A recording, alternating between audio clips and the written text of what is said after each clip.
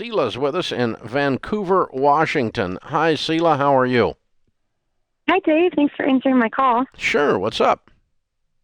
Hey, so I am 24 years old. I'm married. We just had our first baby. He's 10 months old now. Congratulations. And thank you. It's been fun, and expensive.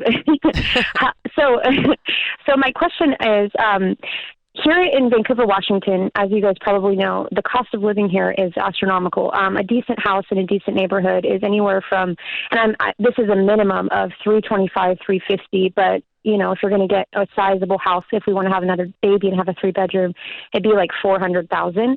And so the 20% down payment is a very large amount. And I'm just wondering, for people my age, especially the millennial and Gen Z generation, the option of zero down. So we have $16,000 in our savings account. We've got $2,000 in stocks. We're going to have $40,000 by August of this next year. But we're just wondering if we should just do the zero down versus doing versus wiping it out, if that makes sense. Well, zero down, I would not buy a house. It means if you don't have any money, you shouldn't buy a house. That's a bad plan. You're going to get yourself in a pinch. So you need an emergency fund of 3 to 6 months of expenses, and you're debt free before you start talking about buying. On a first-time home buy, we don't tell people you have to put down 20%. It's just preferable, because if you don't, you're going to have PMI, private mortgage insurance, which is going to run you about $75 to $100 per 100,000 borrowed per month. So it turns out to be a lot of money going to an insurance program that pays them, the mortgage company, in the event you get foreclosed on. That also applies to first-time home buyers and home buyer programs. So there are no first-time home buyer programs that don't have some kind of mortgage insurance backing on them.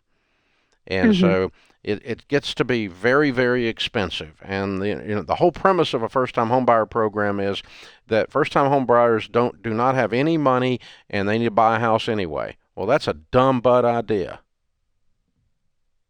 And so I'd stay away from those programs. They're really not a big blessing.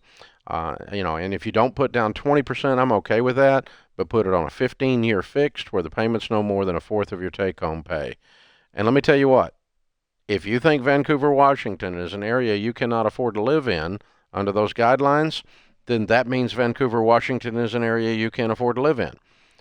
You may not be able to afford to live in Silicon Valley either, or on Manhattan Island. Very, very expensive real estate. There's a lot of areas people cannot afford to live in because they don't make enough money to live there.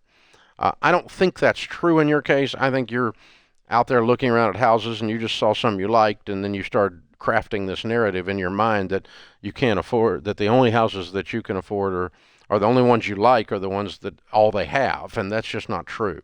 So I think you take your time, you continue to learn the real estate market, you get a good down payment in place. It does not have to be 20% down, but it does need to be a 15-year fixed and where the payment is no more than a fourth of your take-home pay. If you don't do that, you're going to slow your wealth building dramatically because you use the wrong set of assumptions to handle your money. And it's going to put you in a pinch.